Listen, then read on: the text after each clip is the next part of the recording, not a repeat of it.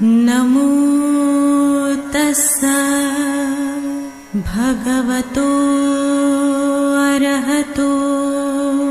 Swami Vivekanand Subharti University, one of the leading universities of North India. 250 acres campus, 220 plus professional and vocational programs, 20,000 plus students. Give wings to your career with Swami Vivekanand Subharti University. NH 58 Meerut, Delhi, NCR. Subharti cancer institute, विश्व की अत्याधुनिक machine द्वारा cancer का हर तरह का इलाज, साथ ही MRI, cardiac CT scan, kidney, hip and joint transplant, hair transplant, endoscopy, laparoscopy, neurosurgery आदि सुविधा भी उपलब्ध हैं। 24 hours emergency, dialysis and diagnostic services. Subharti hospital, NH 58 Meerut. Raj Bihari Bose, Subharti University, Dehradun. The road to your professional development starts here. Registration and admissions are open. For more info, dial 761-758-5561, 761-758-5566 or log into our website www.rbbsu.edu.in. नमो बुद्धाय। मैं RP Singh आप सभी का हार्दिक स्वागत करता हूं हमारे विशेष कार्यक्रम धम्मदीप में। दर्शकों, जैसा कि आपको विदित है, धम्मदीप एक ऐसा कार्यक्रम है जिसमें तथागत बुद्ध के जीवन पर आधारित हर पहलू पर आप तक हम इस विषय के जाने माने विशेषज्ञों द्वारा जानकारी देते हैं और इसी क्रम में प्रोग्राम की कवरेज को और विस्तृत तथा अधिक से अधिक विशेषज्ञों को जोड़ने के लिए आज हम आपको ले चलते हैं देहरादून, उत्तराखंड। अब हम देहरादून स्टूडियो से डॉक्टर साहतुर सेंडर जी जो हमारे साथ जुड़ चुकी हैं, देहरादून स्टूडियो में हैं, वह अब आगे हमसे जुड़ेंगी। डॉक्टर साहतुर सेंडर जी का जन्म म्यांमार में हुआ और इन्होंने बुद्धिज़्म पर उच्च शिक्षा प्राप्त की तथा देश विदेश के अनेकों बड़े शिक्षण संस्थानों से जुड़ने के साथ साथ इन्होंने बहुत से सम्मानों से अलंकृत यह हुई। आज इसी क्रम में हम म्यांमार में बुद्धिज़्म के विषय पर विस्तार से चर्चा करेंगे और विस्तार के इसके विषय के विस्तार को देखते हुए हम इसे भी दो भागों में प्रस्तुत कर रहे हैं। पहले एपिसोड में सामान्य चर्चा और उसके बाद म्यांमार के वह राजा जिन्होंने बुद्धिज़्म को अपना संरक्षण दिया उसके बारे में बात करेंगे। दूसरे एपिसोड में महाबोधि टेम्पल में म्यांमार का योगदान के बारे में बात करेंगे। तो आज डॉक्टर साहतुर सेंडर जी इंग्लिश में म्यांमार में बुद्धिज़्म के विषय पर कुछ मुख्य बिंदुओं पर चर्चा करेंगी और उसके बाद म्यांमार के वह राजा जिन्होंने बुद्धिज़्म को अपना संरक्षण दिया इस विषय पर चर्चा करेंगे। परंतु हिंदी भाषी दर्शकों के लिए इन विचारों के मुख्य बिंदुओं को अनुवाद के रूप में इस प्रोग्राम के प्रसारण के समय स्क्रीन पर स्क्रॉल के रूप में दिखाया जाएगा, जिससे हिंदी भाषी दर्शक इनके विचारों से ज्ञान प्राप्त कर सकें। अब मैं डॉक्टर सेंडर का स्वागत करता हूं। वेलकम प्रोफेसर डॉक्टर साहतुर सेंडर। नमो बुद्धाय। Minglava, Namaste, Namo Buddhaya. I would like to introduce myself firstly. I'm Professor Dr. Sato Sanda. I'm from Myanmar, but I'm working in India for more than 15 years. Firstly, I was working in Maga University. Later on, I transferred to Meerut, Subharti University, Swami Vivekanand Subharti University, and now finally I am working in teaching in Raj Bihari Bose Subharti University at the Department of Mahapajapati Gaurami Subharti School of Buddhist Studies. Today, I would like to introduce and I would like to explain about the Buddhism in Myanmar, because my Buddhism, Myanmar is my country. So how Myanmar people, they are practice Buddhism in Myanmar. So actually Buddhism was starting from India. The original of Buddhism is starting from India. After that, around the 3rd century BC, around the King Asoka period, Buddhism was spread to other parts of the world. So at that time, Buddhism was starting to spread from India.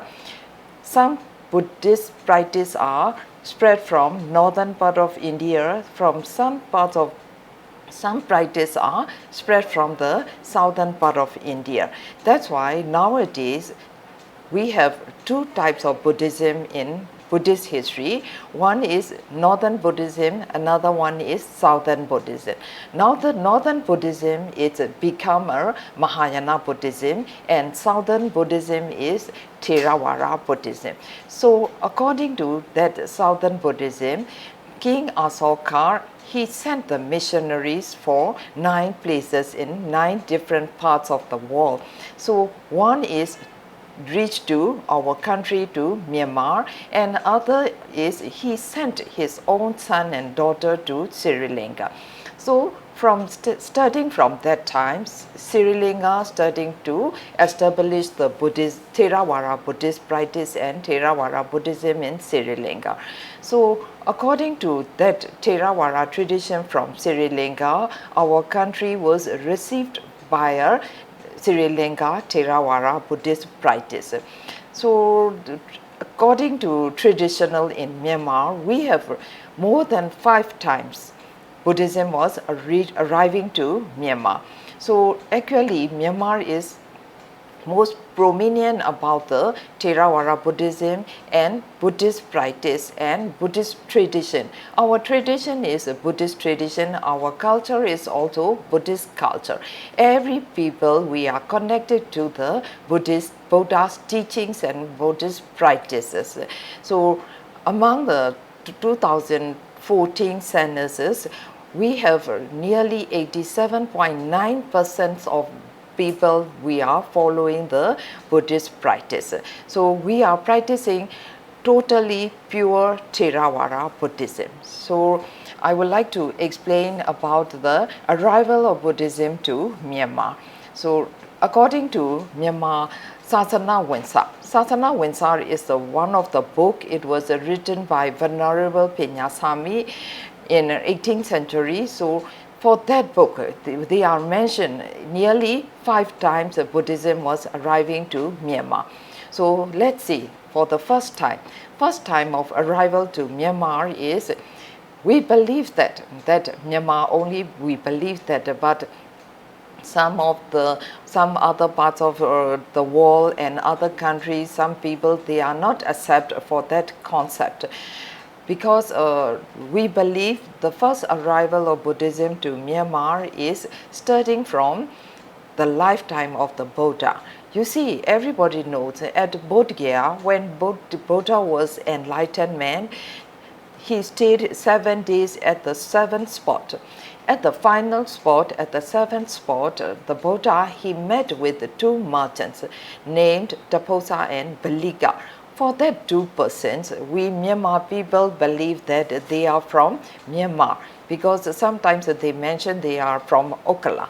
So we are believing and trusting that Taposa and Balika are from Myanmar, and then that's why starting from the lifetime of the Buddha, Buddhism was reaching to Myanmar. Since the Taposa and Balika, they are offering the rice cake and honey at the 7th spot near to the Bodh Gaya.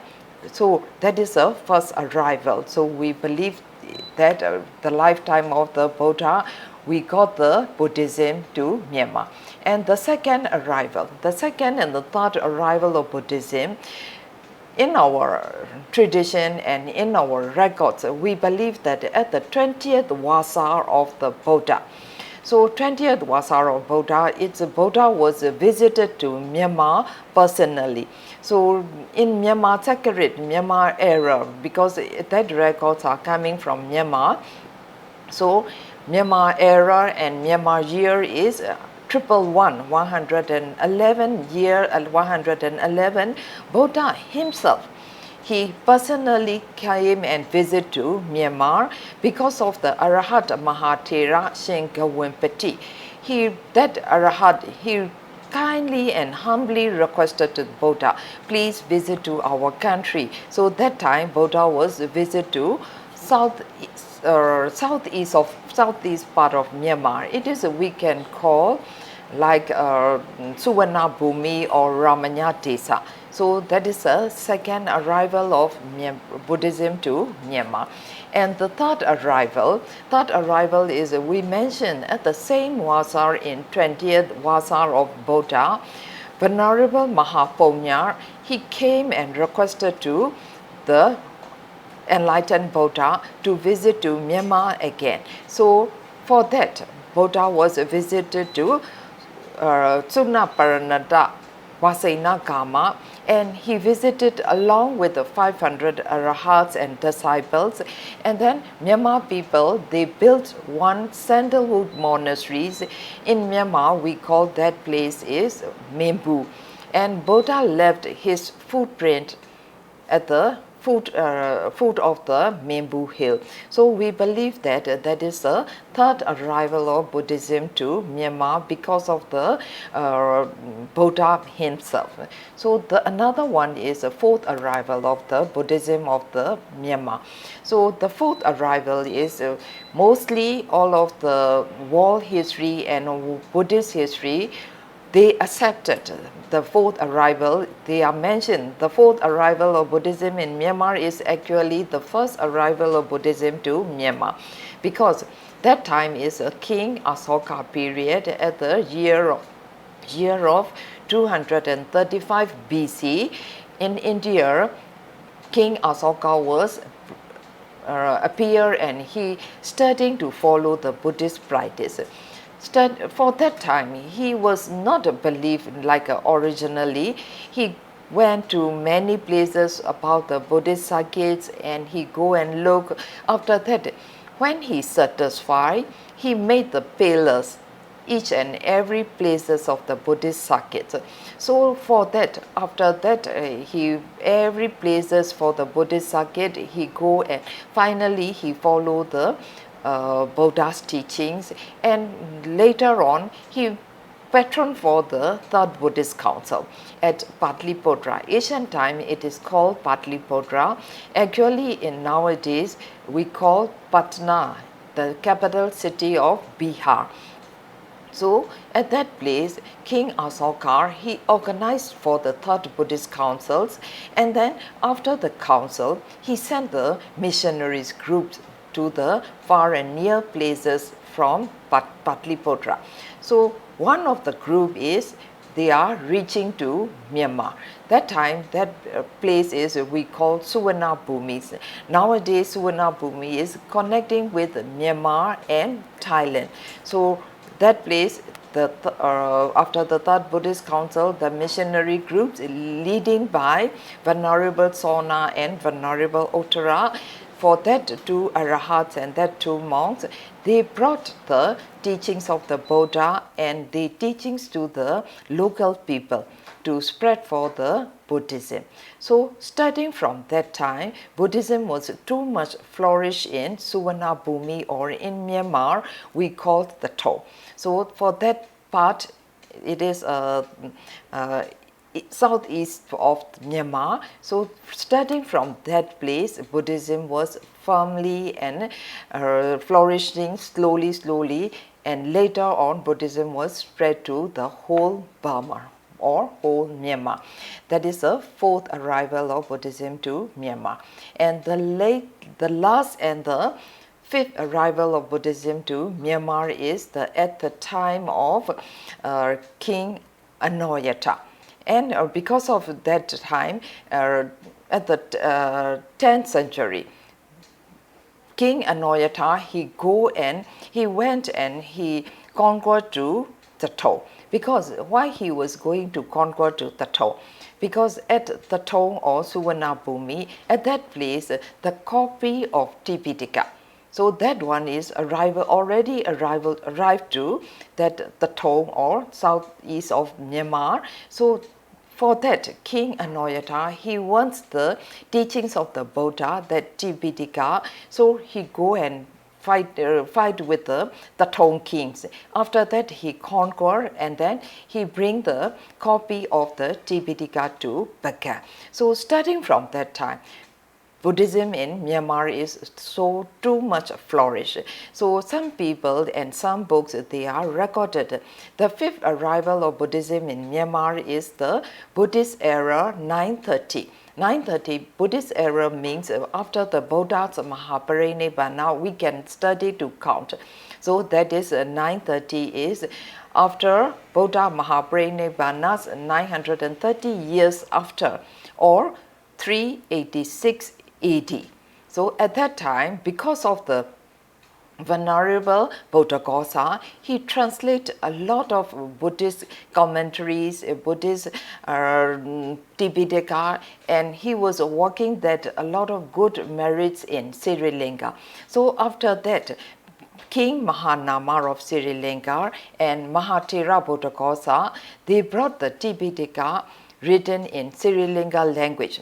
Firstly, Sri Lanka language and Pali language also, and they brought to King Dhammapala of Thaton. Thaton is from to Myanmar. So they brought from Sri Lanka to Thaton. So that's why Buddhism was reaching to Ramanya Desa or southeast part of Myanmar or Suvarnabhumi. It is the fifth arrival. That is some records in some books. But after that, nearly 1,000 years or 700 years, some records of 1,000 years, some records 700 years, Buddhism was mixed with Mahayana and Theravada at that time. Finally, Buddhism was too much flourished in Ramanya Desa, and after conquered by the king Anoyata, Theravada, pure Theravada Buddhism was reaching to Bagan period or Bagan dynasty. So we can say that King Anoyata is the first person. He brought the real pure Theravada Buddhism to center of Myanmar. So Bagan dynasty is center of Myanmar. So Bodha Sasana flourished in the Pew City kingdoms also. Pew City is our earliest civilization and society in Myanmar history. It was also mixed up with the Mahayana and Theravada, Vajrayana, Tantrayana, also Hinduism also, because that Pew society and Pew civilization, they are shifting from some part of India. Some Indian kings and some Indian prince, they are migrate from India and settle down in Myanmar. So here you can learn about the how relationship Myanmar and India also many things we are too much similar Indian tradition and Myanmar tradition also we can see my lecture. So about that, some people say they are settled down in Pew. Sometimes we call that Pew civilization is we call Sirikitra Begzano. In Myanmar language we pronounce Begzano, but actual pronounce is Vishnu, God Vishnu. So that is a capital city in Pew dynasty. So it is a evidence. Some Indian prince and some Indian kings, they are migrate from India to Myanmar. So civilizations is also, culture is also, and religions is also mixed up with Buddhism and at that time Hinduism also, Mahayana Buddhism also. Later on, that Pew dynasty was declined around the 7th and the 8th century. King Pienpyar is a Myanmar name, so he studied to establish the Bagan dynasty. And after that, at the 10th century, King Anoyata was appear. Exact year is 1044. So at that time, King Anoyata studied to conquer to Thato, and he brought the Tipitaka, and he studied to establish the pure Theravada Buddhism. At that time, he removed all the wrong concept about Ari system and other Mahayana system, other nut worship system. Because in our nut is, I'm talking in Myanmar language, nut is in English we can say guardian spirits. Because of some Asian people, they are offering to the guardian spirits. So many times that they are going to offer like a tree, like a mountains, like that. So for that culture, totally removed by the King Anoyata. Finally, our Myanmar people we are followed to the Theravada Buddhism, and also Tipitaka is flourished in Bagan dynasty. And later on, what King Anoyata and other kings they are doing in Bagan dynasty. Let's see and let's learning. So when after he changes to the Theravada practice, King Anoyata starting to establish the real practice of Theravada Buddhism. And then the most famous activities when his reign is he's starting to construct the stupas and temples in Bagan dynasty. So we can say King Anoyata is the first builder of the stupas in Myanmar. But he was going to duplicate from the Pyu dynasty to Bagan dynasty, because till now we can see Boboji stupa or Boboji pagoda in Pye or Sirikitya. Asian name is Sirikitya. Nowadays we call Prom, or in British time it is called Prom, and nowadays we call Pye. So at that city we say very Asian pagoda, very old pagoda, more than nearly 2000 years, one Asian pagoda. So for that pagoda we can see now our country we are preserved, and now Pyu dynasty is we already got the World Heritage listed and preserved from the UNESCO and Myanmar government also. So for that pagoda, King Anoyata going to look, and he's starting to construct the temples and pagodas in Bagan dynasties. So the first pagoda he was starting to construct in Bagan dynasty is called Shui Sigo. So for that pagoda, it was gilded by the gold, pure gold, and then we are decorated with the ornaments with some jewelries, gemstones, and he enshrined the replica of Buddha tooth relics, because it was he got from Sri Lanka. Sri Lanka king they give to King Anoyata. So starting from him, another kings and another people from the palace and another people from the city, many stupas and many pagodas are flourished in Bagan dynasty around 10th, 11th and up to 12th century. Nearly 300 years Bagan dynasty was flourished. So around that 300 years, all of the Myanmar people, Myanmar devoted Buddhist people, they are constructing more than 4,444 stupas.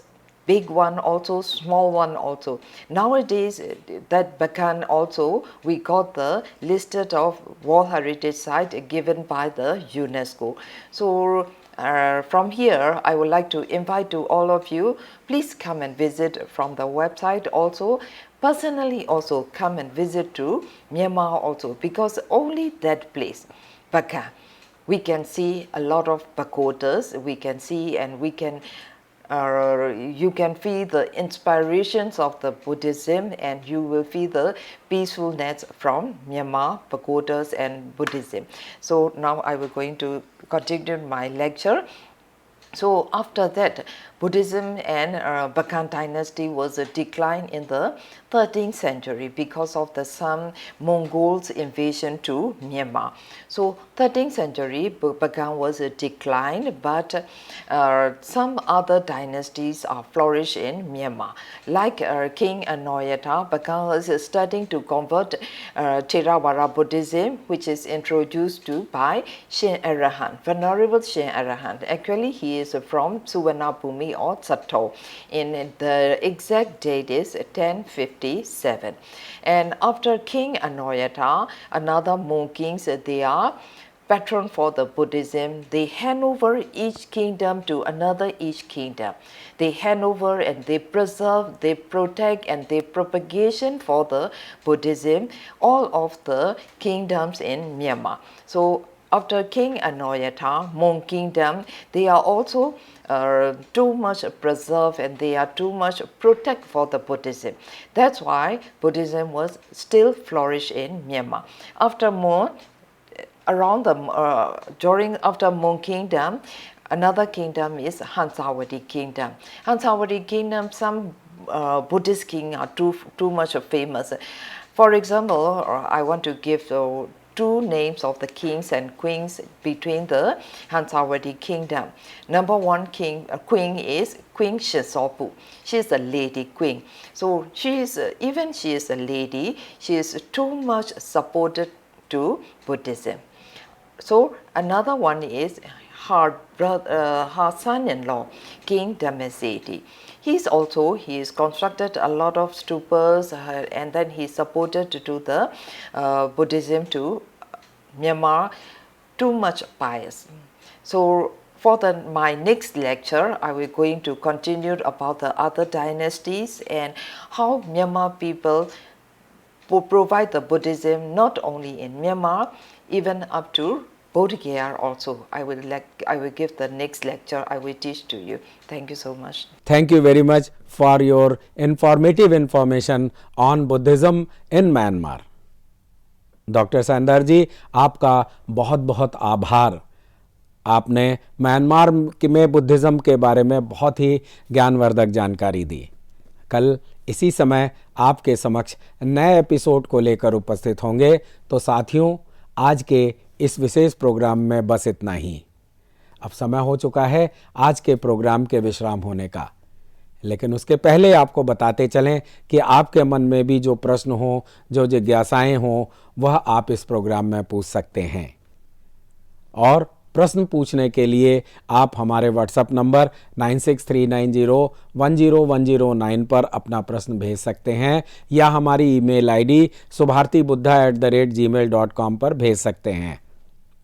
तब तक मैं RP Singh Meerut studio से और doctor Sander जी Dehradun studio से लेते हैं विदा। कल इसी समय आपके समक्ष हम फिर उपस्थित होंगे। नमो बुद्धाय। सुभारती कैंसर इंस्टीट्यूट, विश्व की अत्याधुनिक मशीन द्वारा कैंसर का हर तरह का इलाज, साथ ही MRI, cardiac CT scan, kidney, hip and joint transplant, hair transplant, endoscopy, laparoscopy, neurosurgery आदि सुविधा भी उपलब्ध हैं। 24 hours emergency, dialysis and diagnostic services. Subharti hospital, NH58 Meerut. Raj Bihari Bose, Subharti University, Dehradun. The road to your professional development starts here. Registration and admissions are open. For more info, dial 761-758-5561, 761-758-5566 or log into our website www.rbbsu.edu.in. Swami Vivekananda Subharti University, one of the leading universities of North India. 250 acres campus, 220 plus professional and vocational programs, 20,000 plus students. Give wings to your career with Swami Vivekananda Subharti University, Meerut, Delhi, NCR. Namo tassa bhagavato arahato